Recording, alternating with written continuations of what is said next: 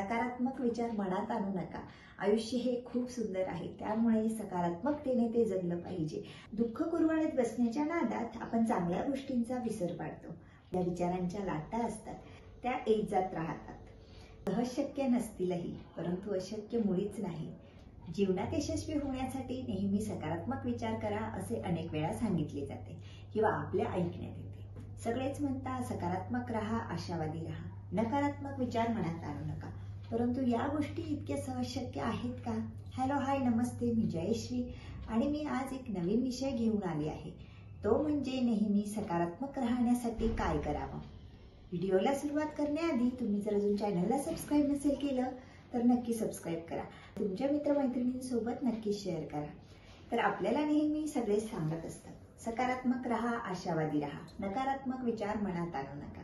या गोष्टी इतक्या सहज शक्य आहेत का?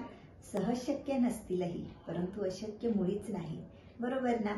सकारात्मक राहिले पाहिजे हे सगळेच सांगतात, परंतु प्रत्येक बाबतीत सकारात्मकतेने कसं वागायचं हे कुणीच सांगत नाही। व्हिडिओमधून मी तुम्हाला सकारात्मक कसं राहायचं, सकारात्मक विचार कसा करायचा हे सांगणार आहे, त्यामुळे व्हिडिओ शेवटपर्यंत नक्कीच बघा। सकारात्मक राहण्यासाठी पहिला उपाय, सकारात्मक राहण्यासाठी स्वसंवाद साधा। रोज सकाळी उठल्यावर स्वसंवाद साधण्याची सवय लावून घ्या। सकारात्मक राहण्यासाठी काही वेळ शांत वातावरणात बसा। असे केल्याने तुम्ही तुमचे विचार सुधारू शकता। दिवसभर आपण अनेक लोकांशी बोलतो, पण स्वतःशी आपले बोलणे होतच नाही। मनात अनेक विचार येतात आणि ते सतत चालू असतात, हा काही संवाद नाही। या विचारांच्या लाटा असतात, त्या येत जात राहतात।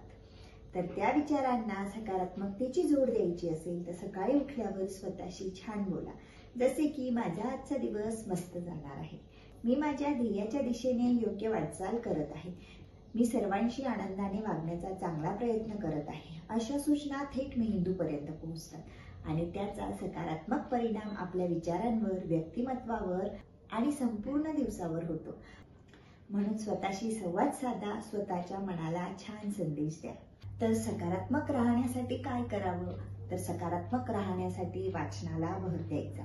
स्वतःला प्रेरित करण्यासाठी पुस्तकांची मदत घ्या। यासाठी अशी पुस्तके किंवा मासिकं वाचा जी तुम्हाला चांगले जीवन जगण्यास आणि सकारात्मक विचार विकसित करण्यास मदत करतात। तुम्ही ज्यांना आदर्श मानता त्यांच्यासारखा विचार तुम्ही करण्याचा प्रयत्न केला पाहिजे।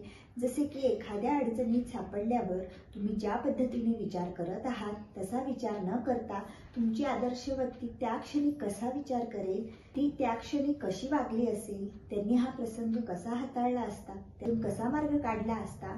एका प्रश्नाला अनेक बाजू असतात, आपण फक्त एका बाजूने विचार करतो, मात्र एखाद्या गोष्टीचा आपण सर्वांगीण विचार करायला शिकतो तेव्हा प्रश्नांची उकल आपोआप होत जाते।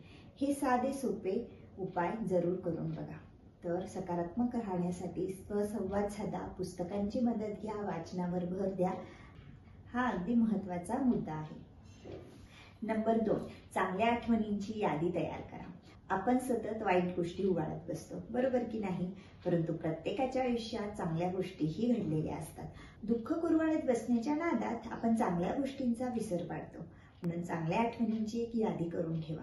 जेव्हा तुम्हाला निराशा जाणवेल त्यावेळी त्या गोष्टी तुम्ही वाचू शकता, त्यामुळे तुमची निराशा जाईल। निराशी नसतानाही चांगल्या गोष्टी आठवत राहा, त्यामुळे तुमच्या मनाला चांगल्या गोष्टींची आठवण राहील आणि आपोआप तुमच्या वागणुकीतूनही सकारात्मकता जाणवू लागेल। नंबर 3, भूतकाळातील चुकांवर हसायला शिका। अगदी महत्त्वाचा पॉइंट आहे। जे भूतकाळात घडून गेले आहे तर ते आपण बदलू शकत नाही, बरोबर ना? मग ते आठवून पश्चाताप का करत बसायचा? पश्चाताप करत बसण्यापेक्षा भूतकाळावरील चुकांवर हसायला शिका। आपण केलेल्या बालिश चुका आणि वयपरत्वे आपल्याला आलेले शहाणपण यांची तुलना करून मोठ्या मनाने स्वतःला माफ करा। ज्या दिवशी दुसऱ्यांच्या चुकांवर हसण्यापेक्षा आपण स्वतःच्या चुकांवर हसू, त्यावेळी आपल्या आयुष्याकडे बघण्याचा दृष्टिकोन वेगळाच होणार आहे। म्हणून सांगते, सकारात्मक राहा, आशावादी राहा, नकारात्मक विचार मनात आणू नका। आयुष्य हे खूप सुंदर आहे, त्यामुळे सकारात्मकतेने ते जगलं पाहिजे आणि आयुष्याला छान वळण दिलं पाहिजे। चला तर मग, तुम्हाला जर आजचा हा व्हिडिओ आवडला असेल तर व्हिडिओला नक्कीच लाईक करा, शेअर करा आणि चॅनलला सबस्क्राईब करायला विसरू नका। पुन्हा भेटूया अशाच एका नवीन व्हिडिओ सोबत। जर तुम्हाला अशाच आणखी काही नवनवीन गोष्टींविषयी जाणून घ्यायचं असेल तर तुम्ही कमेंट करून सांगू शकता। चला तर मग पुन्हा भेटूया अशाच एका नवीन व्हिडिओ सोबत. व्हिडिओ शेवटपर्यंत बघितल्याबद्दल धन्यवाद.